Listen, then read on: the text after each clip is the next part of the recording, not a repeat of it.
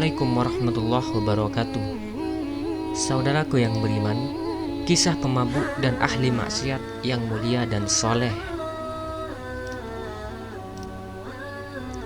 Kisah ini terjadi pada era Sultan Murad II. Dia merupakan ayahanda dari Sultan Mahmud Al-Fatih, sosok yang memimpin penaklukan kaum muslimin atas Konstantinopel, kini Istanbul. Ayah dan anak itu terkenal sebagai pemimpin yang taat kepada agama dan amat peduli pada rakyat. Sultan Murad II memiliki kebiasaan yang baik, yakni menyamar sebagai orang biasa. Dengan begitu, dia dapat berjalan-jalan keluar istana serta mengetahui keadaan rakyat jelata. Biasanya, dia melakukan hal itu dengan diiringi dua penasihatnya, yang juga berpakaian orang biasa. Suatu malam, Sultan Murad II dan dua penasihatnya melakukan kebiasaan itu. Mereka pun menyusuri jalan-jalan untuk melihat langsung kondisi kaum muslimin. Tiba-tiba seorang yang membawa banyak botol minuman keras lewat di depan mereka. Saat itulah pria tadi terpeleset dan kemudian meregang nyawa. Sultan terkejut karena melihat seseorang meninggal dunia di depannya. Yang lebih mengherankannya lagi, tidak ada satupun masyarakat yang menolong pria itu.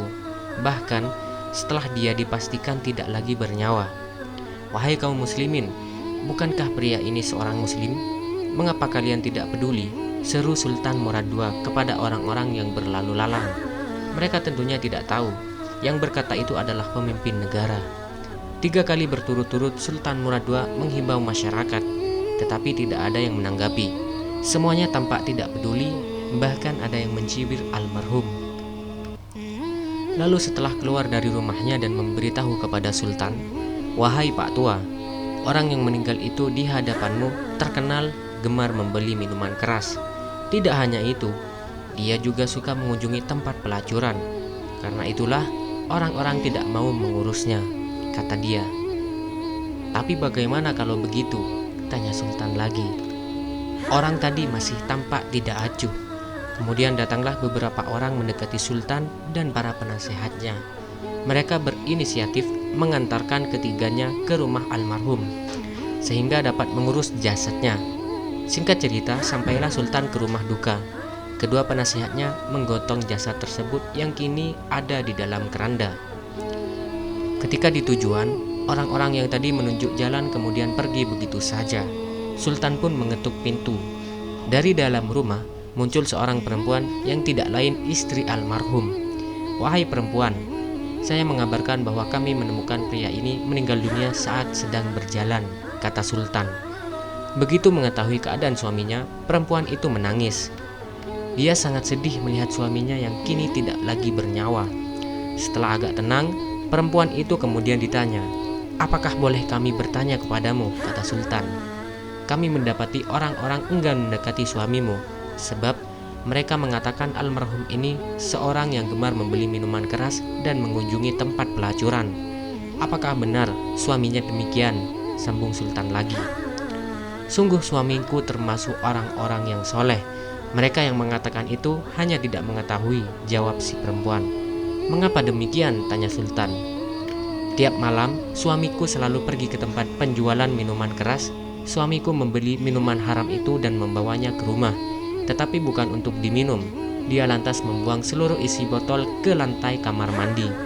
Sesudah itu dia selalu berkata, 'Alhamdulillah, malam ini ada anak-anak muda muslimin yang tidak jadi minum minuman keras.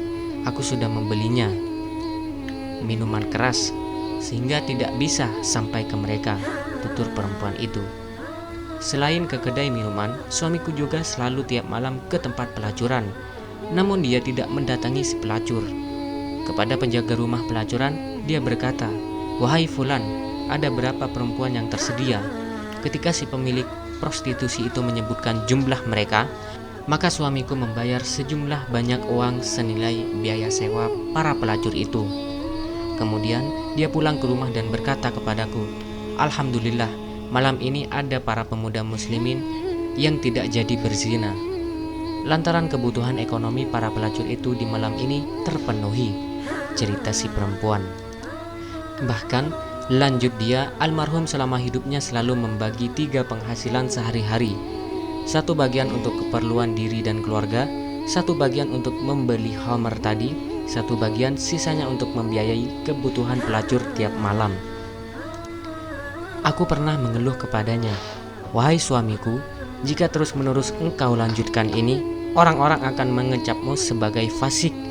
Kelak ketika engkau meninggal, tidak ada yang mau mengunjungimu."